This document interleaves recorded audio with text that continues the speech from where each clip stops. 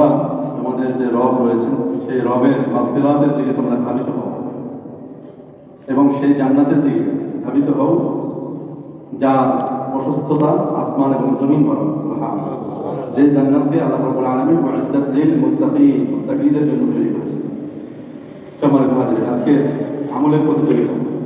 মসজিদে আসা মানে কি আমলের প্রতিযোগিতা, কে কত বেশি আমল করতে পারে, নাকি কে কত গুনাহ করতে পারে।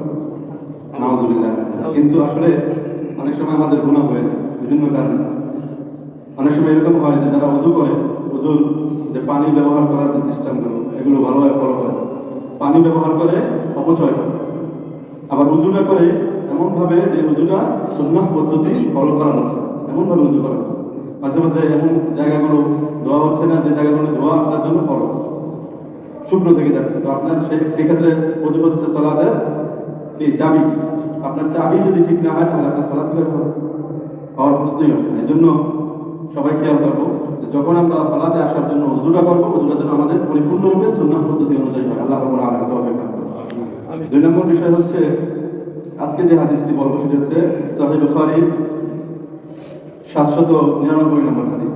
এই হাদিসটি আমরা মূলত যখন রুকু করি, রুকু করার পরে তিনবার সুবহান রাব্বিয়াল আ'লা বলে আযম করি, আযীম। তো যখন আমরা পড়ি,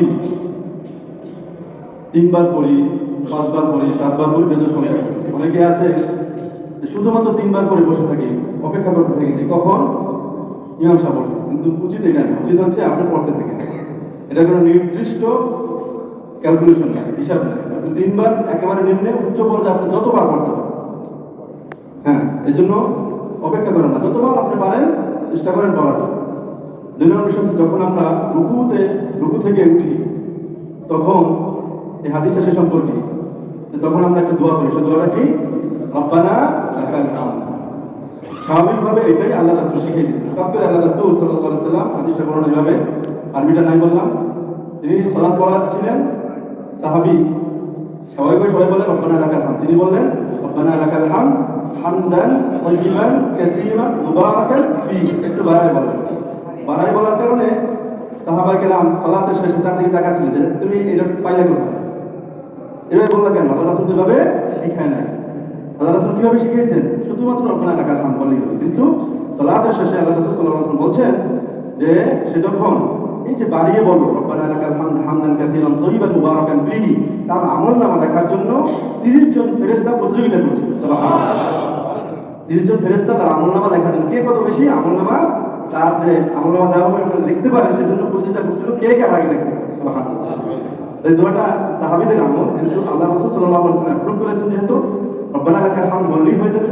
কিন্তু আল্লাহ রাসূলের অ্যাপ্রুভাল যেহেতু এখানে আছে এবং সওয়াবের ভাগীদার আপনি বেশি যেহেতু হতে পারবেন, এটাও আমরা পড়ার জন্য চেষ্টা করব। রুকু থেকে সোজা হয়ে দাঁড়াইবেন, এটা আপনার জন্য ওয়াজিব। আপনি যদি কোনোভাবে ওয়াজিবটা তরক করেন সালাত শেষ হয়ে যাবে।